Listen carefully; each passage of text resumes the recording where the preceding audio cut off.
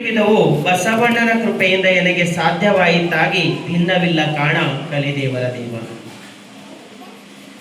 ಇವತ್ತಿನ ದಿನ ಪಂಚಮಯ ಕೋಶದ ಕುರಿತಾಗಿ ಬಹಳ ಚಂದ ನಮ್ಮ ಶ್ರೀದೇವಿ ಅಕ್ಕವ್ರು ತಿಳಿಸಿದರು. ಅವ್ರು ನನಗೊಂದು ಮಾತು ಕೇಳಿದರು, ಯಾವ ವಿಷಯದ ಮೇಲೆ ಮಾತಾಡಬೇಕು ಗುರುಗಳೇ ಅಂತ ಕೇಳಿದರು.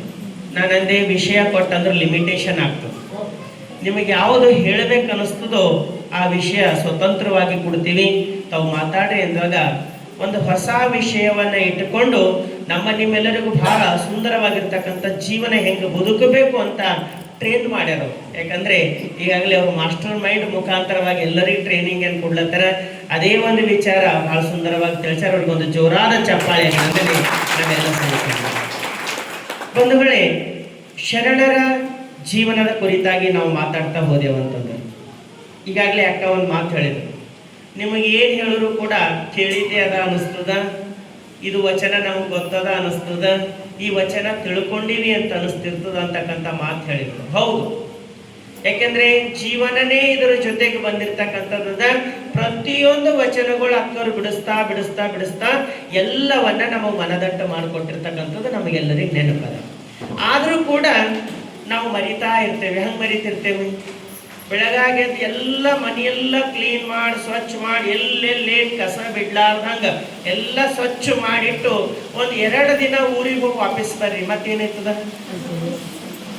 ಇಲ್ರಿ ಭಾಳ ತೊಳೆದಿದ್ದದ ಬಿಟ್ಟೆ ಒಂದು ನಡೀತು ಅಂದ್ರೆ ಅದು ಬಿಡ್ಲಿಕ್ಕೆ ಬರ್ತಕ್ಕಂಥದ್ದಲ್ಲ. ಮನೆ ಕಸ ಮತ್ತು ಮನದ ಕಸ ಎರಡೂ ಕೂಡ ಒಂದೇ ರೀತಿಯ. ಮನ್ಯಾಗ ಕಸ ಬಿಟ್ರಂದ್ರ ಮನಿ ತಿಪ್ಪಿ ಆಗ್ತದ, ಮನಸ್ಸಿನ ಕಸ ಬಿಟ್ಟವಂದ್ರ ಮನಸ್ಸು ಆಗ್ತದೆ. ಅದಕ್ಕೆ ಬಹಳ ಚಂದ ಹೇಳ್ತಾರೆ ಬಸವಣ್ಣರು, ಬೆಳೆವ ಭೂಮಿಯಲ್ಲೊಂದು ಪ್ರಳಯದ ಕಸ ಹುಟ್ಟಿ. ಮನಸ್ಸಂದ್ರೆ ಬೆಳೀತಕ್ಕಂಥ ಭೂಮಿ ಅದ, ಇದ್ರೊಳಗ ಪ್ರಳಯದ ಕಸ ಹುಟ್ಟುಕೊಂಡದ. ಬೆಳೆಯುವ ಭೂಮಿಯಲ್ಲೊಂದು ಪ್ರಳಯದ ಕಸ ಹುಟ್ಟಿ ತಿಳಿಯಲಿಯದು ಎಚ್ಚರಲಿಯದು ಏನ್ ಅವಗುಣವೆಂಬ ಕಸವ ಕಿತ್ತಿ ಸಲಹಯ್ಯ ಲಿಂಗ ತಂದೆ ಸುಳಿದೆಗೆದು ಬೆಳೆವೇನು ಅಂತ ಹೇಳ್ತಾರೆ. ಮನಸ್ಸು ಅಂದ್ರೆ ಭೂಮಿ ಇದ್ದಂಗದ, ಇದ್ರ ಹುಲ್ಲು ಬಿ ಬಿತ್ರಿ ಬೆಳೀತದ, ಬೆಳೆನೂ ಬಿತ್ರಿ ಬೆಳೀತ, ಎರಡೂ ಬೆಳೀತಕ್ಕಂಥ ಫಲವತ್ತಾಗಿರ್ತಕ್ಕಂಥ ಈ ಭೂಮಿ ಅದ.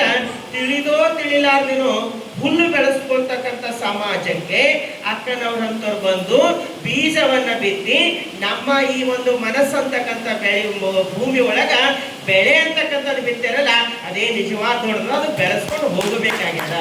ಅದಕ್ಕಾಗಿ ಚಿಂತನೆ, ಅದಕ್ಕಾಗಿ ಪ್ರಾರ್ಥನೆ, ಅದಕ್ಕಾಗಿ ಪ್ರವಚನ, ಅದಕ್ಕಾಗಿ ಕಾರ್ಯಕ್ರಮ, ಮತ್ಯಾವುದಕ್ಕಲ್ಲ. ಬಿಟ್ಟೆವಂದ್ರೆ ಬಲಕ್ಕೆ ಹೋಗ್ತದ, ಬಿಡ್ಲಾರ್ದಂದ್ರೆ ತೊಳ್ಕೊಂಡು ಸ್ವಚ್ಛ ಮಾಡ್ಕೊಳ್ಳೋದಲ್ಲ, ಅದಕ್ಕಾಗಿ ಅದು ತೊಳ್ಕೊಳ್ಳಿಕ್ಕಾಗಿಯೇ ನಮ್ಮ ಕಾರ್ಯಕ್ರಮ. ಎಷ್ಟು ಚಂದ ಹೇಳ್ತಾರೆ ಇಲ್ಲಿ ಮಡಿವಾಳ ಮಾಚಿ ತಂದೆಗಳು ಅಂತಂದ್ರೆ, ಅರಿದಲ್ಲದೆ ಗುರುವ ಕಾಣಬಾರದು, ಅರಿದಲ್ಲದೆ ಲಿಂಗವ ಕಾಣಬಾರದು, ಅರಿದಲ್ಲದೆ ಜಂಗಮವ ಕಾಣಬಾರದು. ಗುರು, ಲಿಂಗ, ಜಂಗಮ ಮೂರರ ಕುರಿತಾಗಿ ಮಾತಾಡ್ತಾರೆ. ಅರಿದಲ್ಲದೆ ಗುರುವ ಕಾಣಬಾರದು. ಯಾರಿಗೆ ಗುರು ಅನ್ನಬೇಕ್ರಿ? ಅರಿದಲ್ಲದೆ, ಅರಿದಂದ್ರೆ ತಿಳಿಲಾರ್ದೇನೆ. ಕಲ್ಯಾಣದಾಗ ಸತ್ಯಕ್ಕ ಕಸ ಗುಡಿಸ್ತಾ ಇರ್ತಾರೆ. 12ನೇ ಶತಮಾನದಲ್ಲಿ ಸತ್ಯಕ್ಕ ಕಸ ಗುಡಿಸ್ತಾ ಇರ್ತಾರೆ. ಕಾಶಿಯಿಂದ ಒಬ್ಬ ಪಂಡಿತ ಬರ್ತಾನೆ, ಭಾಳ ಓದ್ಕೊಂಡು ತಿಳ್ಕೊಂಡು ಜ್ಞಾನಿಯಾಗಿ ಬರ್ತಾನ. ಸತ್ಯಕ್ಕನಿಗೆ ಮಾತಾಡ್ತಾನೆ, ನಾ ಭಾಳ ತಿಳಿದೀನಿ, ಭಾಳ ಓದ್ಕೊಂಡು ಬಂದೀನಿ, ಭಾಳ ಜ್ಞಾನ ಅದ, ನಾನು ನಿನ್ನ ಜೊತೆ ಚಿಂತನೆ ಮಾಡ್ಬೇಕಾಗಿದೆ ಸತ್ಯಕ್ಕ, ನನ್ನ ಜೊತೆ ಮಾತಾಡು ಅಂತ ಹೇಳ್ತಾನೆ. ಅವಾಗ ಸತ್ಯಕ್ಕ ತಾಯಿಯರು ಹೇಳ್ತಾರ, ನೀವೆಷ್ಟು ತಿಳ್ಕೊಂಡಿರ ಅನ್ನೋದು ನನಗೆ ಬೇಕಾಗಿಲ್ಲ, ನಾ ಯಾರಿದ್ದೀನಿ ಅಂತ ತಿಳಿಸಿ. ನೀವೇನಿದ್ದೀರಿ, ನನಗೇನು ಮಾಡಿದ, ನಾ ಏನಿದ್ದೀನಿ ಅದು ತಿಳಿಸಿ. ಎನ್ನ ನರುಹಿಸು ಗುರುವೇ, ಎನ್ನ ನರುಹಿಸು. ಎನ್ನ ನರುಹಿಸದಿರೆ ನೀ ನನಗೆ ಗುರುವಲ್ಲ, ನಾ ನಿನಗೆ ಶಿಷ್ಯರಲ್ಲ. ನೀ ಏನಿದ್ದೀನಿ ನನಗೆ ಬೇಕಾಗಿಲ್ಲ, ನಾ ಯಾರಿದ್ದೀನಿ ಅಂತ ತಿಳಿಸು. ನನ್ನ ಸ್ವರೂಪ ಏನದ ಅಂತ ತಿಳಿಸು, ನನ್ನ ಮೂಲ ಏನದ ಅಂತ ತಿಳಿಸು. ನನಗೆ ಅರ್ಥ ಮಾಡಿಸ್ತಂದ್ರೆ ನೀ ನನ್ನ ಗುರು ಐತಿ, ನಾನು ನಿನಗೆ ಶಿಷ್ಯನ ಐತೀನಿ. ಒಂದು ವೇಳೆ ನೀ ನನಗೆ ನಾ ಯಾರಂತ ತಿಳಿಸ್ಲಿಲ್ಲ ಅಂದ್ರೆ ನೀ ನನಗೆ ಗುರುವಲ್ಲ, ನಾ ನಿನಗೆ ಶಿಷ್ಯನಲ್ಲ. ಎಂತ ದಿಟ್ಟತನ ಇತ್ತು. ಏನು ತಿಳ್ಕೊಂಡ್ರ ಬಂದಿರ್ಬೋದು, ನೀ ಎಷ್ಟರ ಓದಿ ಬಂದಿರ್ಬೋದು, ಅದನ್ನು ನಾ ಯಾರಿದ್ದೀನಿ ಅಂತ ತಿಳಿಸೋದಲ್ಲ, ಅದು ಬಹಳ ದೊಡ್ಡದಾಗಿರ್ತದೆ. ಅದಕ್ಕೆ ಬಹಳ ಚಂದ ಹೇಳ್ತಾರೆ ಮಡಿವಾಳ ಮಾಚಿ ತಂದೆಯವರು, ಅರಿದಲ್ಲದೆ ಗುರುವ ಕಾಣಬಾರದು. ಗುರುವಿಗೆ ಹುಡುಕಬೇಕಾದ್ರೂ ಪರೀಕ್ಷೆ ಮಾಡ್ಬೇಕಂತ. ಯಾರಿಗೆ? ಗುರುವಿಗೆ ಶಿಷ್ಯ ಪರೀಕ್ಷೆ ಮಾಡ್ಬೇಕು, ಶಿಷ್ಯನಿಗೆ ಗುರು ಪರೀಕ್ಷೆ ಮಾಡ್ಬೇಕು. ಸುಮ್ಮನೆ ಯಾರು ಸಿಕ್ಕರಿಗೆ ಗುರು ಅನ್ನಬಾರ್ದು. ಯಾರು ಬಂದ್ರು ಅವ್ರಿಗೆ ಗುರು, ಯಾರು ಬಂದ್ರು ಅವ್ರಿಗೆ ಗುರು, ಇವ್ರು ಹೇಳೋರು ಇವ್ರಿಂದ ಗುರು, ಅವ್ರು ಹೇಳೋರು ಅವ್ರಿಂದ ಗುರು. ಈ ಗುರು ಹಾವಳಿಗಳು ಭಾಳ ಆಗ್ಯಾವ. ಈಗ ಮಾರ್ಕೆಟಿಂಗ್ ಅದ ಗುರುವಿ, ಇವ್ರ ಬಲ್ ಶಕ್ತಿ ಹೆಚ್ಚದ, ಅವ್ರ ಬಲ್ ಶಕ್ತಿ ಹೆಚ್ಚದ, ಇವ್ರ ಬಲ್ ಹೋದ್ರ ಚಂದ ಆಯ್ತು, ಅವ್ರ ಬಲ್ ಹೋದ್ರ ಚಂದ ಆಯ್ತು, ಇವ್ರು ಮಂತ್ರಿಸ್ಕೊಡ್ತಾರ, ಅವ್ರೇನೋ ಚೂನೆ ಅಂತಾರ, ಹಿಂಗ್ ಓಡ್ಲತ್ತಿದೆ ಅಂದ್ರೆ ಒಂದು ಕ್ಷಣ ನಿಂತು ನೋಡೋಣ, ಯಾವ ಸ್ಥಳದಲ್ಲಿ ಇದ್ದೇವಲ್ಲ ಅದೇ ಕ್ಷಣದಲ್ಲಿ ನಿಂತು ನೋಡೋಣ, ಇವ್ರೇನ್ ನಮಗ್ ಕೊನೆ ಮುಟ್ಟಿಸ್ತಾರ ಇಲ್ಲ, ಇವ್ರು ನಮ್ಮ ಸತ್ಯದ ದಾರಿಯನ್ನ ತೋರಿಸ್ತಾರ ಇಲ್ಲ. ಅದಕ್ಕೆ ಅಕ್ಕೋರು ಯಾವಾಗ್ಲೂ ಕೂಡ ಒಂದು ಮಾತು ಹೇಳ್ತಾರೆ, ಗುರು ಕಾಣಬೇಕಾದ್ರೆ 4 ಗುಣಗಳು ಇರ್ಬೇಕಂತ. ಯಾರ ಬಲ್ಲಿ? ಗುರುವಿನ ಬಲ್ಲಿ. ಶಿಷ್ಯರ ಬಲ್ಲಿ ಸೆಕೆಂಡ್ರಿ. ಮೊದಲು ಗುರುವಿನ ಬಲ್ಲಿ 4 ಗುಣ ಇರ್ಬೇಕಂತ. ಮೊದಲನೇ ಗುಣ ಯಾವ್ದಿರ್ಬೇಕು? ಗುರು ಜ್ಞಾನಿಯಾಗಿರಬೇಕು. ಏನಿರ್ಬೇಕು? ಜ್ಞಾನಿಯಾಗಿರಬೇಕು. ಮೊಟ್ಟ ಮೊದಲು ಗುರುವಿನಲ್ಲಿರ್ತಕ್ಕಂಥದ್ದು ಗುಣ, ಗುರು ಜ್ಞಾನಿಯಾಗಿರ್ಬೇಕು. ಎಂತ ಜ್ಞಾನ ಇರಬೇಕು? ಎಮ್ಮೆ ಕಳೆದವ್ರು ಹೇಳೋರು, ತಾಯ್ತ ಕಟ್ಟು ಕಳಿಸೋರು, ಇದು ಆಯ್ತದ ಅದು ಆಯ್ತದ ಅಂತ ಹೇಳೋರು ಅಂತದಲ್ಲ. ನೀನೇ ಪರಮಾತ್ಮನ ಸ್ವರೂಪ, ಆ ಪರಮಾತ್ಮನ ಸ್ವರೂಪ ನಾನಿದ್ದೀನಿ ಅಂತಕ್ಕಂಥ ಜ್ಞಾನ ಇರ್ಬೇಕು. ಪರಮಾತ್ಮನ ಸ್ವರೂಪದ ಅರಿವಿನ ಜ್ಞಾನವಿರ್ಬೇಕು. ಅದಕ್ಕೆ ಹೇಳ್ತಾರೆ ಶ್ವಾನ ಜ್ಞಾನ, ಗಜಜ್ಞಾನ, ಕುಕುಟ ಜ್ಞಾನವೆಂಬ ಜ್ಞಾನತ್ರಯಗಳೇನಾದವು ಕೂಡಲ ಸಂಗಮ ದೇವ ನಿಮ್ಮನರಿಯದ ಜ್ಞಾನವಿಲ್ಲ ಅಜ್ಞಾನ. ಏನ್ ತಿಳ್ಕೊಂಡ್ರೆ ಏನ್ ಮಾತು? ಬಹಳ ಸರಿ ಹೇಳ್ತಿರ್ತಾರ, ನಮ್ಗೆ ಹಿಂದಿನ ಜನ್ಮದ ಗೊತ್ತದ, ಮುಂದಿನ ಜನ್ಮದ ಗೊತ್ತದ, ಈಗೇನಾಗ್ಲತ್ತದ ಗೊತ್ತದ, ಯಾವುದೇನಾರ ಬೇಕಾಗಿದೆ. ಹಿಂದಿನ ಬಿಟ್ಕೊಡ್ರಿ, ಮುಂದಿನ ಏನಾರ ಗೊತ್ತಿಲ್ಲ, ಈಗ ಏನದ ಅದು ನಮ್ಮ ಬಗ್ಗೆ ಪ್ರೆಸೆಂಟ್ ನಮ್ಮ ಕೈದಾಗದ. ಅದಕ್ಕಾಗಿ ಹೇಳ್ತಾರೆ ಇದು ಹೇಳೋರು ಅದು ಹೇಳೋರು ಗುರು ಅಲ್ಲ. ಗುರು ಅಂದ್ರೆ ಹೆಂಗಿರ್ಬೇಕಂದ್ರೆ ಸತ್ಯದ ಜ್ಞಾನವನ್ನ ತನ್ನ ಜೀವನದಲ್ಲಿ ಅಳವಡಿಸ್ಕೊಂಡಿರ್ತಕ್ಕಂಥ, ಸತ್ಯದ ಜ್ಞಾನವನ್ನ ಪಡೆದಿರ್ತಕ್ಕಂಥ ಸಮರ್ಥ ಗುರು ಇರ್ಬೇಕು. ಅದಕ್ಕೆ ಹೇಳ್ತಾರ ಗುರುವಿನ ಮೊಟ್ಟ ಮೊದಲ ಲಕ್ಷಣ ಗುರು ಜ್ಞಾನಿಯಾಗಿರಬೇಕು. ಜ್ಞಾನ ಇತ್ತಂದ್ರೆ ಮಾತ್ರ ಗುರು ಅಂತಾರೆ. ನಮ್ಮಲ್ಲಿ ಬಹಳ ಜನ ಹೇಳ್ತಿರ್ತಾರೆ, ಇಂಥ ಗುರುಗಳರಡಿಯಪ್ಪ, ಇಂಥ ಗುರುಗಳರ, ಈ ಕಡೆ ಇದು ಬಟ್ಟಿನ ಬಂಗಾರ ಉಂಗುರ ಅಂತ, ಈ ಕಡೆ ಇದು ಬಟ್ಟಿನ ಬಂಗಾರ ಉಂಗುರ ಅಂತ, ದೊಡ್ಡ ಕಾರಿನಾಗ ಹೊಂಟ್ರು ಅಂದ್ರೆ ಅವ್ರ ಮಾರಿ ನೋಡೋದೇ ಬಹಳ ದೊಡ್ಡದು ಅಂತ. ಅಂತ ದೊಡ್ಡ ಗುರುಗಳರ ತಗೊಂಡು ಏನ್ ಮಾಡರಿ? ಏಟ್ ಬಂಗಾರ ಹಾಕೊಂಡ್ರಿ, ಏಟ್ ಮೆರ್ಕೊಂಡು ಬಂದ್ರಿ, ನಮ್ಗೇನು ಲಾಭ ಆಗ್ಯದ ಅವ್ರಲಿಂದ? ಬಹಳ ಚಂದ ಪೊಲೀಸನರಿ ಡ್ಯಾನ್ಸ್ ಮಾಡ್ತಾನಂದ್ರ ಪೊಲೀಸನ ಕೆಲಸ ಏನದ? ಕಳ್ಳರಿಗೆ ಬಹಳ ಚಂದ ಡ್ಯಾನ್ಸ್ ಮಾಡ್ತಾನ್ರಿ ಅಂದ್ರೆ ಬೆಸ್ಟ್ ಮಾಸ್ಟರ್ ಅನರಿ. ದಿನ ಬೆಳಗಾಗೆದ್ದು ಅವ್ರ ಮನಿ ಇವ್ರ ಮನಿ ಓಡಾಡಿ ಬರ್ತಾನಂದ್ರ ಮಕ್ಕಳಿಗೆ ಸರಿಯಾದ ಜ್ಞಾನ ಬೋಧನೆ ಮಾಡ್ತಕ್ಕಂಥ ಸಾಮರ್ಥ್ಯ ಟೀಚರ್ ಹತ್ರ ಇರಬೇಕು. ಸಮಾಜದಲ್ಲಿ ಅಸ್ತವ್ಯಸ್ತ ಆಗ್ಲಾರ್ದಂಗ್ ನೋಡ್ಕೊಂಡು ಹೋಗ್ತಕ್ಕಂಥ ಜವಾಬ್ದಾರಿ ಪೊಲೀಸರ ಬಳಿ ಇರಬೇಕು. ಗುರುವಿನ ಹತ್ರ ಶಿಷ್ಯರಿಗೆ ಸರಿಯಾದ ಮಾರ್ಗದರ್ಶನ ಮಾಡ್ತಕ್ಕಂಥ ಜ್ಞಾನ ಇರಬೇಕು.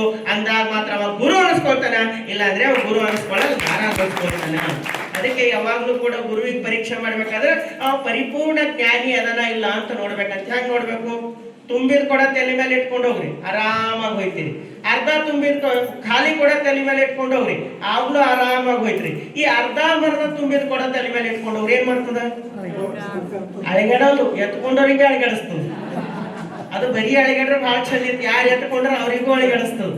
ಹಂಗ ಪರಿಪೂರ್ಣ ಜ್ಞಾನಿ ಇದ್ದನಂದ್ರ ಭವಸಾಗರದ ಅಂಟಿಸ್ತಾನ. ಸುಮ್ಮನೆ ಬರ್ತಾನ್ರಿ, ಹೊಟ್ಟೆ ಪಾಡಿಗೆ ಊಟ ಮಾಡ್ತಾನೆ, ಒಳ್ಳೇದಾಗ್ಲಿ ಅಂತ ಆಶೀರ್ವಾದ ಮಾಡಿ ಹೋಗ್ತಾನಂದ್ರ ಅವ್ನಿಗೆ ಲಾಭ ಇಲ್ಲ, ಘಾಟ ಇಲ್ಲ. ಒಂದು ಒಳ್ಳೆ ದಾಸೋಹ ಮಾಡಿದೆವು. ಈ ಅರ್ಧ ಮರ್ಧ ತಿಳ್ಕೊಂಡಿದ್ದು ಗುರುಗಳು ಬರ್ತಾರ ನೋಡ್ರಿ, ಬಹಳ ಕಷ್ಟ ಅದ. ಅದಕ್ಕಾಗಿ ಗುರು ಪರೀಕ್ಷೆ ಬಹಳ ದೊಡ್ಡದಿರ್ತದೆ. ಜೀವನದಾಗ ಎಲ್ಲರಿಗೂ ಗುರು ಅನ್ನಬಾರದಕ್ಕೆ ಹೇಳ್ತಾರೆ. ಗುರು ಹೆಂಗಿರ್ಬೇಕಂದ್ರೆ ಸತ್ಯದ ಜ್ಞಾನವನ್ನ ತಿಳಿಸ್ತಕ್ಕಂಥ ಸದ್ಗುರು ಇರ್ಬೇಕು. ಅದಕ್ಕೆ ಮೊಟ್ಟ ಮೊದಲನೇ ಲಕ್ಷಣ ಏನಿರ್ಬೇಕು? ಗುರು ಜ್ಞಾನಿಯಾಗಿರಬೇಕು. ಏನಿರ್ಬೇಕು?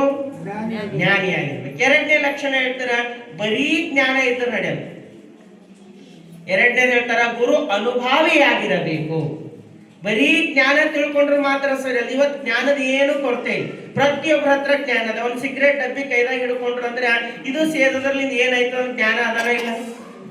ತಿಳಿಬೇಕಂತ ಫೋಟೋ ಹಾಕ್ಯಾರ ಅದರ ಮೇಲೆ, ಹಿಂಗ ಆಗ್ತದ ಅಂತ. ಆದ್ರೂ ಕೂಡ ಅದ್ರಾಗಿನ್ ಬಿಚ್ಚಿ ಹೊಡಿತಾರಂದ್ರೆ ಅಜ್ಞಾನಿ ಏನ್ಬೇಕ, ಜ್ಞಾನಿ ಏನ್ಬೇಕ? ಬರೀ ಜ್ಞಾನ ಇದ್ರೆ ಮಾತ್ರ ಪರ್ಯಾಪ್ತವಲ್ಲ, ಆ ಜ್ಞಾನ ಕ್ರಿಯಾರೂಪವಾಗಿರ್ಬೇಕು. ಅದು ನಮ್ಮ ಕ್ರಿಯೆಯಲ್ಲಿ ಬಂದಿರಬೇಕು. ಕ್ರಿಯೆಯಲ್ಲಿ ಬಂದಾಗ ಮಾತ್ರ ಜ್ಞಾನಕ್ಕೆ ವ್ಯಾಲ್ಯೂ ಅದ. ಕ್ರಿಯೆಯಲ್ಲಿ ಬರಲಿಲ್ಲ ಅಂದ್ರೆ ಅದು ಅಜ್ಞಾನ ಅನಿಸ್ಕೊಳ್ತದ. ಅದಕ್ಕೆ ಅಕ್ಕಮ್ಮದೇವಿ ತಾಯಿ ಹೇಳ್ತಾಳ, ಭಾನುವಿನಂತಿಪ್ಪುದು ಜ್ಞಾನ, ಭಾನು ಕಿರಣದಂತಿಪ್ಪುದು ಭಕ್ತಿ. ಎಷ್ಟು ಚಂದದ ಈ ವಚನ ಅಂದ್ರೆ, ಕಿರಣ ಮತ್ತು ಸೂರ್ಯನ ಕುರಿತಾಗಿ ಮಾತಾಡ್ತಾಳೆ. ಸೂರ್ಯ ಬಂದನಂದ್ರ ಅರ್ಥ ಕಿರಣವ, ಕಿರಣವ ಅಂದ್ರೆ ಅರ್ಥ ಸೂರ್ಯ ಅದ. ಸೂರ್ಯ ಮತ್ತು ಕಿರಣ ಭಿನ್ನವಾದ್ರೂ ಕೂಡ ಅದು ಏಕ ಅದ, ಅದು ಒಂದೇ ಅದ. ಹಾಗ ಗುರು ಅದಾನಂದ್ರೆ ಜ್ಞಾನ ಇರ್ಬೇಕು. ಜ್ಞಾನ ಅಂದ್ರೆ ಅದು ಜೀವನದಾಗ ಅಳವಡಿಸ್ಕೊಂಡಿರ್ತಕ್ಕಂಥ ಶಕ್ತಿ ಇರಬೇಕು. ಅದು ಅಳವಡಿಸ್ಕೊಳ್ಳಿಲ್ಲ, ಬರೀ ಜ್ಞಾನಿಯಾಗಿ ಏನಂದ್ರೆ ಅವ ಗುರು ಅಲ್ಲ, ಅವ ನರ ಅನ್ನಿಸ್ಕೊಳ್ತಾನ. ಅದಕ್ಕಾಗಿ ಎರಡನೇ ಮಾತು ಹೇಳ್ತಾರ, ಗುರು ಅನುಭಾವಿಯಾಗಿರಬೇಕು. ಗುರುವಿನ ಹತ್ರ ಏನಿರಬೇಕು? ಅನುಭವ ಇರ್ಬೇಕು. ಇಲ್ಲ ಅಂದ್ರೆ ಬಹಳ ಚಂದ ಬಸವಣ್ಣರು ಹೇಳ್ತಾರೆ, ಗಿಳಿ ಓದಿ ಫಲವೇನು ಬೆಕ್ಕಬಹುದ ಹೇಳಲರಿ. ಅದು ಒಂದು ಗಿಳಿ ಸಾಕಿನಂತ ರೈತ, ಏನ್ ಕಲ್ಸಿನ ಅದಕ್ಕೆ ಮಾತಂದ್ರೆ ಬೆಕ್ಕ ಬಂದ್ರೆ ಪಕ್ಕ ಅಂತ ಆಡ್ಬೇಕು ಅಂತ ಕಲ್ಸಿನ. ಕಲ್ತಿತ್ತದು ಮಾತು. ಬಂದವ್ರು ಹೋದವ್ರ ಮುಂದೆಲ್ಲ ಕುಂತ ಆಡ್ತಿತ್ತಂತ, ಬೆಕ್ ಬಂದ್ರೆ ಪಕ್ಕ ಅಂತ ಆಡ್ಬೇಕು, ಬೆಕ್ ಬಂದ್ರೆ ಪಕ್ಕ ಅಂತ ಆಡ್ಬೇಕು. ಎಲ್ಲರೂ ಅಂದ್ರಂತ ಎಷ್ಟು ಶಾಣಿ ಆದ ಗಿಳಿ ಅಂದ್ರಂತ. ಒಂದು ದಿನ ರೈತ ಹೊರಗೆ ಹೋಗಿ ಪಂಚರದಿಂದ ಹೊರಗೆ ಬಂದು ಕುಂತಿತ್ತು. ಅದ್ರ ಮುಂದೆ ಬೆಕ್ಕ ಬಂತು, ಬೆಕ್ಕಿನ ಮುಂದೆ ಕುಂತೆ ಹಾಡ್ಲತ್ತಂತ. ಏನಂತ? ಬೆಕ್ಕ ಬಂದ್ರೆ ಪಕ್ಕ ಅಂತ, ಬೆಕ್ಕಿನ ಮುಂದೆ ಕುಂತೆ ಹಾಡ್ಲತ್ತ. ಬೆಕ್ಕ ಅನ್ಕೊಂಡಂತ ಏಳು ಶಾಣಿ ಅದ ಅನ್ಕೊಂಡಿತ್ತು ಮೊದಲು. ಆಮೇಲೆ ಅಂತ ಇದು ಬರೀ ಹಾಡ್ಲಕ್ಕೆ ಬರ್ತದೆ, ತಿಳ್ಕೊಂಡಿಲ್ಲ ಏನೋ ಇದು. ಬೆಕ್ಕಂದ್ರೆ ಏನಂತ ತಿಳ್ಕೊಂಡಿಲ್ಲ, ಬರೀ ಹಾಡೋದ್ ಕಲ್ತದ ಅಂತ ಬಾಯ್ದಾಗ ಹಿಡ್ಕೊಂಡು ನಡೀತಂತ.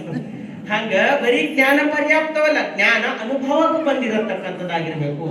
ಆ ಜ್ಞಾನ ತನ್ನ ಜೀವನದಲ್ಲಿ ಅಳವಡಿಸ್ಕೊಂಡಿರ್ತಕ್ಕಂಥ ಸದ್ಗುರು ಇರ್ಬೇಕು. ಅದಕ್ಕಾಗಿ ಹೇಳ್ತಾರೆ ಗುರು ಅನುಭಾವಿಯಾಗಿರಬೇಕು. ಇನ್ನು ಮೂರನೇ ಮಾತು ಹೇಳ್ತಾರ, ಗುರು ಕರುಣಾಮಯಿ ಆಗಿರಬೇಕು. ಏನಿರ್ಬೇಕು ಗುರುವಿನ ಹತ್ರ ಅಂದ್ರೆ ಕರುಣೆ. ಎಂತ ಕರುಣೆ ಇರಬೇಕು? ಬಸವಣ್ಣರ ಜೀವನದಾಗ ನಾವು ನೋಡ್ತೀವಿ ಎಂತ ಕರುಣೆ ಇತ್ತು. ಕಳ್ಳ, ಕೊಲೆಗಡುಕ, ಬಂದಿಕಾರ, ಹಾವಡಿಗ, ಹಾದರಿಗ, ಬಂಟೆ ನೋಲಕಾರ, ನೀ ಮುಂತಾಗಿ ಬಂದಡೆ ನೀನೆಂಬೆ. ಕಳ್ಳ, ಕೊಲೆಗಡುಕ ಎಂತವ್ರು ಬಂದ್ರು ಕೂಡ ಬಸವಣ್ಣರ ಕಣ್ಣಿಗೆ ಯಾರು ಕಾಣಿಸ್ತಿರು? ಕೂಡಲ ಸಂಗಮ ದೇವ. ಯಾರು ಬಂದ್ರು ಕೂಡ ಕೂಡಲ ಸಂಗಮ ದೇವ. ಸಾಮಾನ್ಯ ದೃಷ್ಟಿ ಇದ್ದಿಲ್ಲ ಬಸವಣ್ಣರು. ಇದು ಹೇಳಿಕ್ಕೆ ಬಹಳ ಈಸಿ ಅದ, ಜೀವನದಾಗ ಅಳವಡಿಸ್ಕೊಳ್ತಕ್ಕಂಥದ್ದು ಬಹಳ ಕಷ್ಟ ಅದ. ಕಲ್ಯಾಣದ ಬೀದಿ ಒಳಗೆ ಹೋಗ್ತಿರ್ತಾರ, ಕಂಬಳಿ ನಾಗಿದೇವನ ರಾಜ ಬೀದಿ ಒಳಗೆ ಬಂದನಂತ ನಾಗಿದೇವನಿಗೆ ಅಲ್ಲಿಂದ ಎಲ್ಲ ಪುರೋಹಿತರು ಹೊಡ್ಕೊಂಡು ಬಡಿತಾ ಇರ್ತಾರ. ಮೈಯೆಲ್ಲ ಪೆಟ್ಟು ಬಿದ್ದಿರ್ತದ, ಕಣ್ಣಿಗಿಂದ ರಕ್ತ ಸೋರ್ತಿರ್ತದ. ಅಷ್ಟು ಪೆಟ್ಟು ಬಿದ್ದಾಗ ಹಿಂಗೆ ನಾಗಿದೇವ ನೂಕಬೇಕಂದಾಗ ಎರಡೂ ಕೈ ಆಧಾರ ಆಗ್ತದೆ. ನಾಗಿದೇವ ಅಂತ ಬಂದ ಬಸವಣ್ಣ ನನಗೆ ಕಾಪಾಡ್ಲಿಕ್ಕೆ. ಬಸವಣ್ಣ ಕೇಳ್ತಾರ, ನಿನಗೆ ಹೆಂಗ್ ಗೊತ್ತಾಯ್ತು ನಾ ಬಂದಿನ ಅಂತಂದ್ರ ಅವ್ರು ಹೇಳ್ತಾರೆ, ಕಲ್ಯಾಣ ಪಟ್ಟಣದಲ್ಲಿ ಬಿದ್ದವರನ್ನ ಎತ್ತಕ್ಕಂತ ಕೈ ಅದು ಬಸವಣ್ಣನಲ್ಲದೆ ಮತ್ತಾರು ಅಲ್ಲ ಅಂತ. ನಾಗಿದೇವನಿಗೆ ಮನೆಗೆ ಕರ್ಕೊಂಡು ಬರ್ತಾರ. ನೀಲಾಂಬಿಕಾ ತಾಯಿ ಒಳಗಿರ್ತಾಳ. ಹೊರಗೆ ನಿಂತು ಬಸವಣ್ಣರು ಎಷ್ಟು ಖುಷಿಲಿಂದ ಹೇಳ್ತಾರ. ನಮ್ಮ ಮನೆಗೆ ನೆಂಟರು ಬಂದ್ರೆ ಹೆಂಗ್ ಹೇಳ್ತೀವಿ, ನೋಡು ನೀಲ ಯಾರು ಬಂದಾರ ಅಂದ್ರೆ ನೀಲಾಂಬಿಕಾ ತಾಯಿ ಹೊರಗೆ ಓಡಿ ಬರ್ತಾಳ. ಮೈಯೆಲ್ಲ ಪೆಟ್ಟು ಬಿದ್ದದ, ಬಟ್ಟಿ ಹರಿದೋಗಿರ್ತಕ್ಕಂಥ ಅತ್ಯಂತ ಕುರೂಪ ವ್ಯಕ್ತಿತ್ವ ಕೈಯಲ್ಲಿ ಬಸವಣ್ಣರ ಕೈದಾಗ ನೋಡಿ ನೀಲಾಂಬಿಕಾ ತಾಯಿ ಏನು ಅನ್ಬೇಕು, ಎಲ್ಲಿ ಸಿಕ್ಕ ಕೂಡಲ ಸಂಗಮ ದೇವ ನಿಮಗೆ ಅಂತ ಕೇಳ್ತಾನೆ ನೀಲಾಂಬಿಕಾ. ಏನು ದೃಷ್ಟಿ ಇದು? ಸಾಮಾನ್ಯವಾಗಿರ್ತಕ್ಕಂಥ ದೃಷ್ಟಿ ಅಲ್ಲ, ಕರುಣೆ. ಎಲ್ಲರನ್ನ ತನ್ನಂತೆ ಕಾಣತಕ್ಕಂಥ ಭಾವ ಅದಲ್ಲ, ಅದು ಜೀವನದಾಗ ಬಹಳ ದೊಡ್ಡದಾಗಿರ್ತದೆ. ರಾನಾಡೆ ಅಂತಕ್ಕಂಥ ಒಬ್ಬ ಸುಪ್ರಸಿದ್ಧ ವಕೀಲರು ಒಂದು ದಿನ ಕೋರ್ಟಿಗೆ ಹೋಗ್ತಾ ಇರ್ತಾರೆ. ದಾರಿಯಲ್ಲಿ ಒಂದು ಹರಿಂದಿ ಮರಿ ಕೆಸರಿನಾಗ ಸಿಕ್ಕಾಕೊಂಡಿರ್ತದ, ಒದ್ದಾಡ್ತಾ ಇರ್ತದ. ರಾನಡೆಯರು ನೋಡ್ತಾರ, ತನ್ನ ಫೈಲು ಅಸಿಸ್ಟೆಂಟ್ ಕೈದಾಗ ಕೊಡ್ತಾರ, ಸೀದಾ ಒಳಗೆ ಇಳಿತಾರ, ಕೆಸರಾಗಿನ ಹಂದಿ ಮರಿ ತೆಗೆದು ಹೊರಗೆ ಬಿಡ್ತಾರ. ಹಂದಿ ಮರಿ ಓಡೋಗ್ತದೆ. ಅವಾಗ ಅಸಿಸ್ಟೆಂಟ್ ಕೇಳ್ತಾನ, ನೀವು ಹಂದಿ ಮರಿಯನ್ನ ದುಃಖದಿಂದ ಪಾರು ಮಾಡಿರಿ ಅಂತ ಹೇಳ್ತಾನೆ. ಅವಾಗ ರಾನಡೆಯವರು ಹೇಳ್ತಾರೆ, ನಾನು ಹಂದಿ ಮರಿಯನ್ನ ದುಃಖದಿಂದ ಪಾರು ಮಾಡಿಲ್ಲ, ನಾನು ದುಃಖದಿಂದ ಪಾರಾದೆ ಅಂತ ಹೇಳ್ತಾರೆ. ಏನಿದ್ರ ಅರ್ಥ? ತಾದಾತ್ಮ ಭಾವ. ಆ ಒಂದು ಪ್ರಾಣಿಯಲ್ಲಿ ತನ್ನನ್ನು ತಾನು ಕಾಣ್ಕೊಳ್ಳೋದಲ್ಲದು ಬಹಳ ದೊಡ್ಡ. ನಾನು ಸಿಕ್ಕಾಕೊಂಡ್ರೆ ಏನು ಒದ್ದಾಡ್ತೀನಿ ಅಂತಕ್ಕಂಥ ದುಃಖ, ಅದರ ದುಃಖ ತನ್ನ ದುಃಖ ಅನ್ಕೊಂಡು ತಾನು ಅದ್ರ ಏಳಿಗೆಗೆ ಅದಕ್ಕೆ ಹೊರಗೆ ತೆಗೆದಿರಲ್ಲ. ಇದು ಎಷ್ಟು ದೊಡ್ಡ ಭಾವ ಅದನೋ. ಹಾಗ ಬಸವಣ್ಣವರು ಪ್ರತಿಯೊಬ್ಬರಲ್ಲಿ ತನ್ನನ್ನು ತಾನು ಕಾಣ್ಕೊಳ್ತಿದ್ರು. ಪ್ರತಿಯೊಬ್ಬರಲ್ಲಿ ತಾನೇ, ಇವ್ರು ಬೇರೆ ಅಲ್ಲ, ನಾನು ಬೇರೆ ಅಲ್ಲ. ಅದಕ್ಕಾಗಿ ಬಸವಣ್ಣವರು ಇವನಾರವ ಇವನ ಸುಮ್ಮನೆ ಹೇಳಿದಲ್ಲಿ ವಚನ. ಎಲ್ಲರಲ್ಲಿ ತನ್ನನ್ನು ಕಾಣತಕ್ಕಂಥ ಭಾವ ಅದಲ್ಲ, ಇದು ಕರುಣೆ ಅದ, ಬಸವಣ್ಣರ ಕರುಣೆ. ಹಾಗಾಗಿ ಸುಮ್ಮನೆ ಕರೆದ್ರು 1000 ಜನರಿಗೆ ಸೇರಿಸಿದಾಗ ನಮಗ ನಿಮಗ ಆಗಲ್ಲ. ಇಷ್ಟೆಲ್ಲ ವ್ಯವಸ್ಥೆ ಇರ್ತಕ್ಕಂಥ ಸಂದರ್ಭದಲ್ಲಿ ಬರೀ ಬಸವಣ್ಣವರು ಒಂದು ಕಲ್ಯಾಣದಾಗ ಮಹಾಮನೆ ಕಟ್ರ 1,96,000 ಶರಣರು ಬಂದು ಕಲ್ಯಾಣದಾಗ ಸೇರಿದ್ರ ಕಾರಣ ಬಸವಣ್ಣವ್ರು ಕರ್ದಾರ ಅಂತ ಬರ್ಲಿಲ್ಲ, ಬಸವಣ್ಣವ್ರ ಕರುಳಿನ ಕೂಗಿಗಾಗಿ ಬಂದ್ರು ಕಲ್ಯಾಣಕ್ಕೆ. ಅಷ್ಟೊಂದು ಜನ ಸೇರಿದ್ರು, ಕಾರಣ ಬಸವಣ್ಣವ್ರಲ್ಲಿ ಅಂತ ಕರುಣೆ ಇತ್ತು. ಯಾರು ಇವ ದೂರ ಅಲ್ಲದನಿ ಇವ ನಮ್ಮವ ತಪ್ಕೊಳ್ತಕ್ಕಂಥ ಭಾವ ಇತ್ತಲ್ಲ. ಹಣಿ ಮೇಲೆ ವಿಭೂತಿ, ಕೊಳ್ಳ ಲಿಂಗವ ಕಾಣ್ರ ಕೂಡಲ ಸಂಗಮ ದೇವ ಅಂತ ಕೈ ಮುಗಿತಿದ್ರಲ್ಲ, ಇದು ಬಸವಣ್ಣನವರ ವ್ಯಕ್ತಿತ್ವ. ಅದಕ್ಕೆ ಗುರು ಕರುಣಾಮಯಿಯಾಗಿರಬೇಕು. ಶಿಷ್ಯ ಹೆಂಗರ ಬದುಕಲಿ, ನನಗೇನು ಕೊಟ್ಟರೆ ಸಾಕಂಬ ಗುರು ಅಲ್ಲ. ಹೆಂಗರ ಬದುಕಲಿ ನನಗಿಟ್ಟು ಸಾಕು ಕೊಟ್ಟರು ಸಾಕಂತಕ್ಕಂಥ ಗುರು ಅಲ್ಲ. ಶಿಷ್ಯನ ಜೀವನವನ್ನ ನೋಡಿ ಅವ ಯಾವ ಕಷ್ಟದಾಗದನೋ, ಯಾವ ಸ್ಥಿತಿ ಒಳಗದನೋ ಅದರಿಂದ ಮೇಲೆತ್ತಿ ಹೊರಗೆ ತರ್ತಕ್ಕಂಥ ಕರುಣೆ ಇತ್ತಂದ್ರ ಅವ ನಿಜವಾದ ಗುರು ಅನಿಸ್ಕೊಳ್ತಾನ. ಮೂರನೇ ಮಾತು ಹೇಳ್ತಾರೆ, ಗುರು ಕರುಣಾಮಯಿ ಆಗಿರಬೇಕು.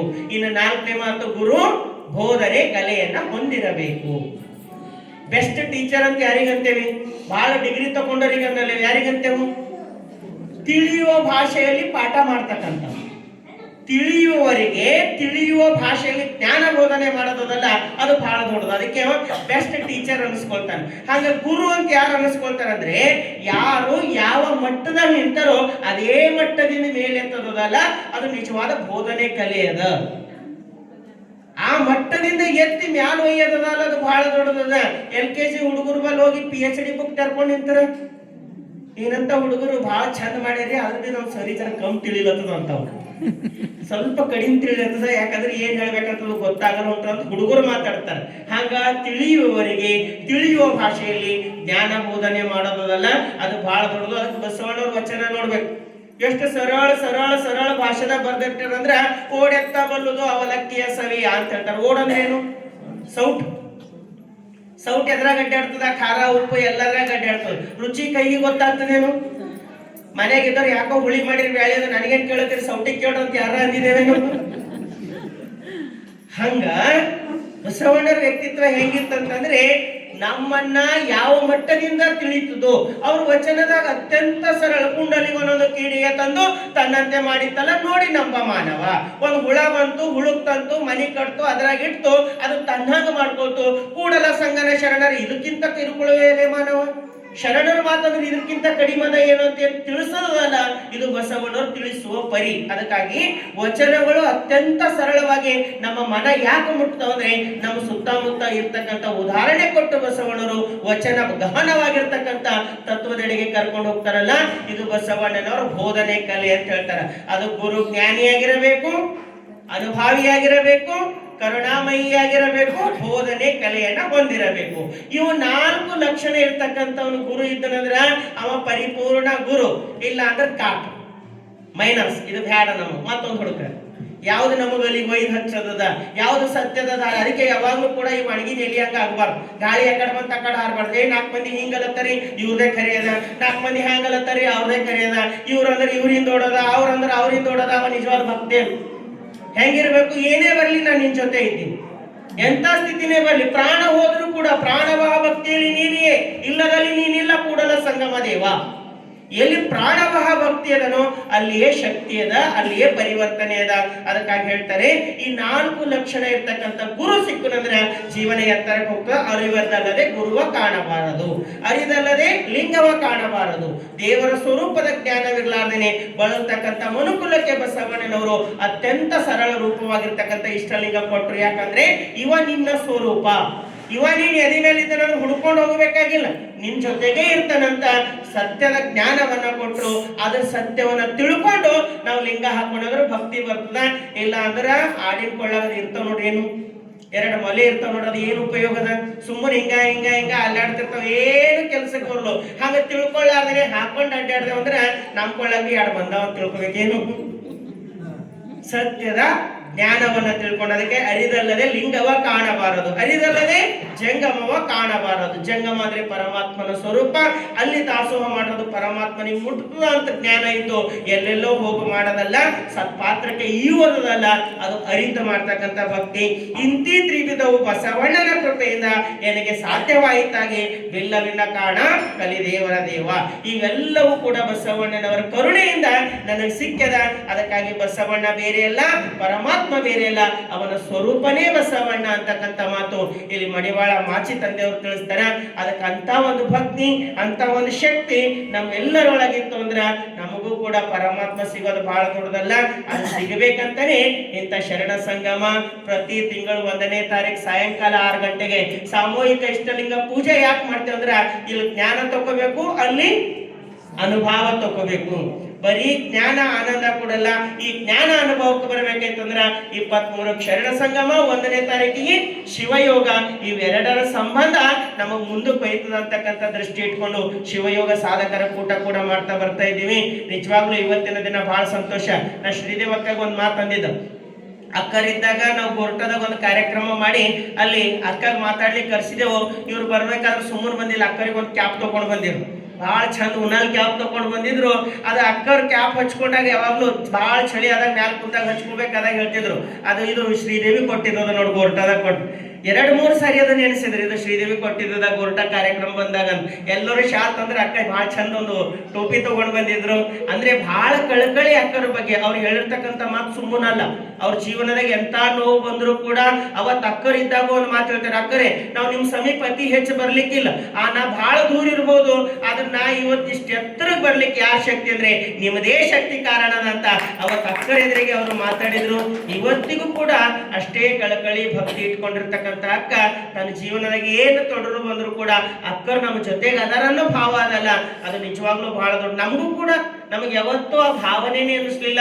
ಇಲ್ಲಿರ್ತಕ್ಕಂಥ ಪ್ರತಿಯೊಬ್ಬರು ಹೇಳ್ತಿರ್ತಾರೆ, ಅಕ್ಕ ಎಲ್ಲಕ್ಕೂ ಸಮಾಧಾನ ಮಾಡ್ತಾರಂತಾರೆ. ಕಾರಣ ಅಂದ್ರೆ ಅಕ್ಕನ ಹೃದಯ ಅದು ಜಂಗಮ ಹೃದಯ ಅದ, ಅದು ಜಂಗಮ ಪ್ರಾಣಿ ಅದ. ಅದಕ್ಕಾಗಿ ಇವತ್ತಿನ ವೇದಿಕೆಗೆ ಬರ್ಬೇಕಂದಾಗ ಬಹಳ ಪ್ರೀತಿಯಿಂದ ನಾ ಬರ್ತೀನಂತ ಒಂದೇ ಮಾತಿಗೆ, ಅದು 2 ದಿನ ಮುಂಚೆನೆ ಅಕ್ಕ ಫೋನ್ ಮಾಡಿದ, ಬರ್ತೀನಂತ ಕಾರ್ಯಕ್ರಮಕ್ಕೆ ಬಂದು ಬಹಳ ಚಂದ ಮಾತಾಡಿರ. ಅವ್ರಿಗೊಂದು ಜೋರಾದ ಚಪ್ಪಾಳೆ ಅಭಿನಂದನೆ ನಾವು ನೀವೆಲ್ಲ ಸಲ್ಲಿಸೋಣ ಅಂತ ತಿಳಿಸ್ತಾ, ಜೊತೆಗೆ ನಮ್ಮ ಗುರುನಾಥ್ ಅವ್ರ ಬಗ್ಗೆ ನಾವು ಏನ್ ಹೇಳ್ಬೇಕಾದ್ರು, ನಾವು ಸಣ್ಣದಿದ್ದಿಂದ ಒಂದೇ ಕಡೆ ಬೆಳ್ಕೊತ ಬಂದವರು. ಬಹಳ ಕಷ್ಟದ ಜೀವನ, ಬಹಳ ಕಷ್ಟದ ಜೀವನದಲ್ಲಿಯೂ ಕೂಡ ಯಾವತ್ತು ಯಾರ ಮನೆಗೂ ಅವರು ನನ್ನ ಪರ್ಸನಲ್ ಲೈಫಿನಾಗ ಇದು ಕಷ್ಟ ಅದ, ಇದ್ರಲಿಂದ ನಿಮಗೆ ನೀವು ಏನಾರ ಸಾಕಾರ ಮಾಡ್ಬೇಕಂತ ಅವ್ರು ಇವತ್ತು ಯಾರ ಮುಂದೆ ಹೋಗಿಲ್ಲ. ಅವ್ರು ಏನಾರ ಹೋಗ್ಯಾರಂದ್ರ ಸಮಾಜ ಕೆಲಸ ನಾ ಮಾಡ್ಲಾಕ್ ನಿಂತೀನಿ, ನೀವು ನಮ್ಮ ಕೈ ಜೋಡಿಸ್ರಂತೆ ಹೋದರ ವಿನ ಪರ್ಸನಲ್ ಜೀವನಕ್ಕೆ ಏನು ಕೇಳಕ್ ಹೋದವರಲ್ಲ.